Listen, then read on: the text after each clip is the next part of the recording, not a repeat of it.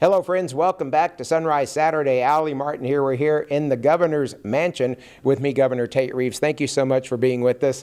It is Christmas at the mansion, and we're also just talking about a lot of other things. Governor, it's been a big year, a lot of big stuff happening in Mississippi. Talk to us about this year as you wrap up another year. Oh, well, thank you, Ali, and Merry Christmas to you and your family and to the entire listening audience. It's been a great year in 2022. It's been a challenging year. Right. Each of my 3 years in office now, it seems, have certainly had many challenges, including some of the bad weather we had on earlier this week on I guess it was Tuesday afternoon.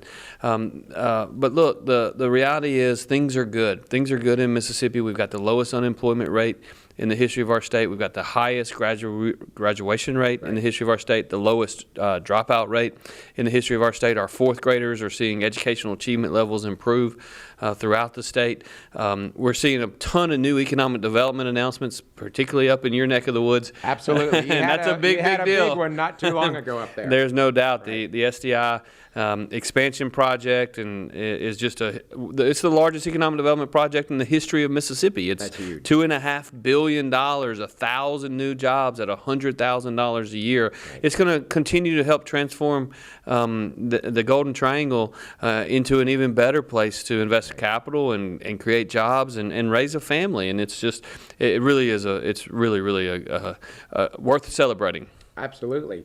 And that was a huge deal. And, we're in the middle of a recession right now, and inflation is skyrocketing. So how do you keep that momentum going and keep the economic development going here in Mississippi? I mean, it's a business-friendly state, and that's a good thing. Yeah, no doubt. The winds are in our faces because many of the decisions made by the Biden administration have made it more difficult for companies to make decisions to invest, not the least of which is interest rates skyrocketing. Interest rates are skyrocketing because inflation is skyrocketing, and inflation is skyrocketing because of policies and choices made by this administration in Washington, D.C., and that certainly creates unique challenges for us. But we're also in a position in Mississippi where I feel like we have a great team on the economic development side. We've got a lot of good local partners that are working hard every day. And what we're seeing is we proved during the pandemic, while a lot of blue states were shutting down, Mississippi was open for business. Right.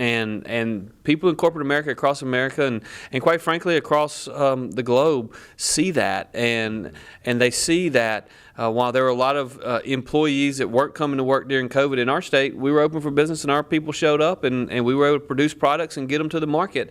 And that goes a long way towards enticing more and more investment. And that was huge. And another big thing this year, Roe versus Wade was overturned. And a lot of folks didn't think they would ever see that happen. And Mississippi led the way for that to happen. I will tell you, Ali, I think many of us believe it's the biggest accomplishment in the conservative movement in the last 50 years in America, and Mississippi did lead the way. And what you've heard me say before, and I'll continue to say, the reason that politicians and elected officials like me were able to push first legislation at the state legislative level all the way up to the United States Supreme Court is because we believe in the sanctity of life. But the people of Mississippi believe in the sanctity of life. And it is that belief and that viewpoint and that support that we have as elected officials that allows us to go out and literally change the world and help save the lives of millions and millions and millions of babies all across America. And no matter what the national media said, it did not outlaw abortion. It put it back to the states where it should have been in the first place. Well, the fact is, Roe versus Wade simply said that there was a constitutional right to every individual to an abortion, but nowhere in the United States Constitution does it say anything about abortion. In fact, nowhere in the United States Constitution does it forbid states from regulating it. And it simply returned it back to the states. In our state, we were ready for that. We had a law in place that passed in 2007 that outlawed it here in Mississippi. And other states are going to deal with that however they choose. And I think you're going to see there are going to be people who move to conservative states like Mississippi because they want to live in a state that protects the lives of unborn children. Absolutely. Of course, we just had the midterms, and Republicans taking control of the House. Well, it's very important that the Republicans took back the House of Representatives, because now in Washington, D.C., we have a gas pedal that is Joe Biden pushing everything as far left as possible. But now you have a break, and that break is in the United States House of Representatives, and they can stand up and say, you know, Mr. President, we don't think that the American people want us to move that far to the left. I think there's a lot of people in America that have buyer's remorse. We won a large number of House districts across America. We certainly were successful in some governor's races across America. We won the race in Nevada, for instance, and we're really proud of that. But we've got more work to do, and what the 2022 elections said more than anything else is we still have a very divided country, and it's very closely divided. And in many instances, unlike what we've seen in the past, a lot of undecided voters and a lot of voters in the middle ended up voting for the incumbents. That was true in Senate races where the Republican was the candidate, like Wisconsin, while at the same time they voted for the incumbent Democrat governor. And to a certain extent, it was voters in the middle voted for the devil that they knew rather than the devil that they didn't know. And that's just, at the end of the day, what we saw in 2022 and moving into 2023. We've got statewide elections coming up in Mississippi, and we look forward. Ask you about that. That's we right. we really look forward to going out and telling our message about the good things that we've done in our state, how much better we are as a state today than we were just 3 years ago, and quite frankly have seen positive movement for a number of years now. Right. Yeah, I was going to ask you about that. So coming into next year, what will your message be for a second term? Well, just as I said earlier, we've seen over $6 billion in new capital investments in our state, thousands and thousands and thousands of new jobs created in literally every region of the state. Earlier this week, I was at an announcement in a project down in Pascagoula, Mississippi on the Gulf Coast, whereas last week I was all the way up in Corinth, in Alcorn County, on the groundbreaking of that new forest products business. And what I would say is we are focused on job creation. We are focused on bringing better and higher paying jobs to our state.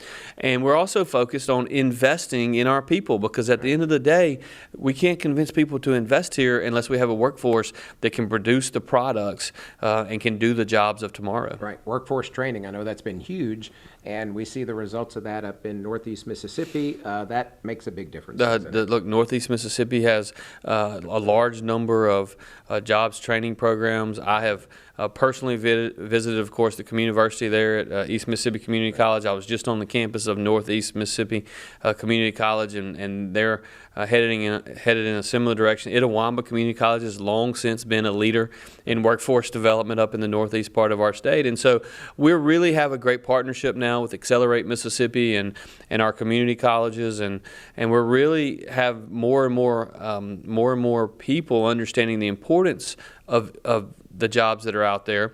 And that's the reason this year we worked to get more career coaches in our local high schools. It's another area where Northeast Mississippi leads the way. Let's shift gears a little bit and talk about Christmas. We're here, Christmas at the Mansion, all the beautiful decorations. What do you like most about Christmas? Well, Ely and her team do a fantastic job every single year. It looks great here in the governor's mansion. And what I would say is I've really enjoyed the different themes each year that they've come up with. 2 years ago, the theme was honoring our frontline heroes during COVID, our nurses and our doctors and our EMTs and others in the healthcare space. Last year, we honored our kids because our kids had gone through some challenging times throughout Mississippi, having missed a couple of months of school. And then this year, the theme is Hometown Mississippi. And so if you look at some of the trees out here that have work from artists from all over Mississippi. It's just totally, it's so cool to me to see the different towns and the different counties and the different communities send in these ornaments, and it's just really fun to look at. And some of them are so intricate. I mean, there's some really artistic people here in Mississippi. Well, of course, we knew that. Well, we knew that. We have had artists all over the globe for many, many years, but it's the reason we wanted to really get the artists in local communities tying in with their elected leaders in the mayor's office and the board of aldermen and the city councils and the board of supervisors, and they just have done a phenomenal job. And for me, as someone who loves this state dearly, it's really fun to see all of the work that's gone into it, because people are proud of their communities, and that makes me excited. How much, if any, input did you have in decorating?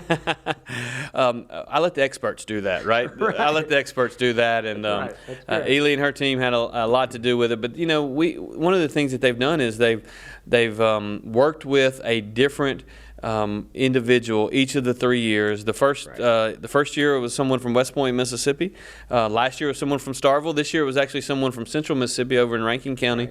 And look, but they all bring 30 or 40 people in over a 4 or 5 day period. I forget how many trees are here. I think there's 18 or 19 trees. They may have told you. It's a bunch of trees that are decorated, and it's beautiful. And to me, the Mississippi Governor's Mansion ought to be one of the most beautiful places on earth, and I think during this Christmas season it certainly is. Fantastic. Anything else you want to add to that, Governor?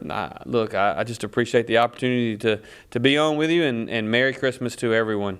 Very good. Awesome. Thank you you so much, Governor. Appreciate that. Thanks, All right. And we're going to have more Sunrise Saturday straight ahead. Don't go anywhere.